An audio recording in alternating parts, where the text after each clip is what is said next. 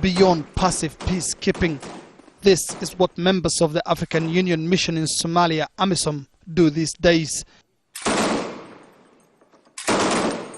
Taking advantage of a recent change in its rules of engagement, AMISOM is now taking the war to the Al-Shabaab militias. The mandate has been so useful to us because now we have options of pursuing Al-Shabaab. We are no longer restricted. We are no longer restricted. We can just go on the offensive, get them, and enforce peace. We secure the area. This is one of many front lines in the battle for Mogadishu. In the past few weeks and months, AMISOM and government forces have gained considerable ground. But despite all their losses, Al-Shabaab's ability to hit back with such tactics as suicide bombings remains intact. The peacekeepers take no chances. Every building and tunnel they capture is carefully examined. They search for explosives and booby traps left behind by their opponents. They also travel in armed personnel carriers to try to avoid roadside bombs and landmines. But the peacekeepers are fighting these battles almost single-handedly. Their partners, Somali government troops and allied militias, are challenged in many ways.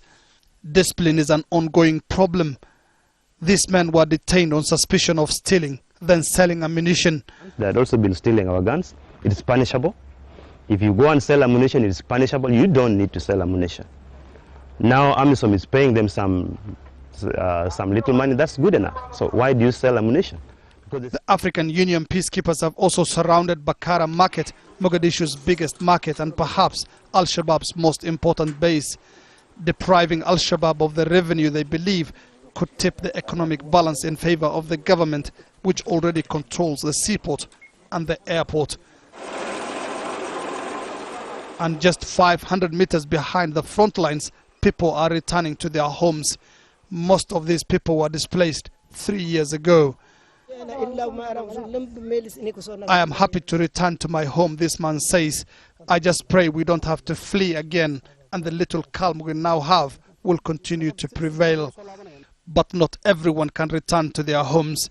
The massive bombardments destroyed many houses, and owners of such buildings will have to live elsewhere for a long time.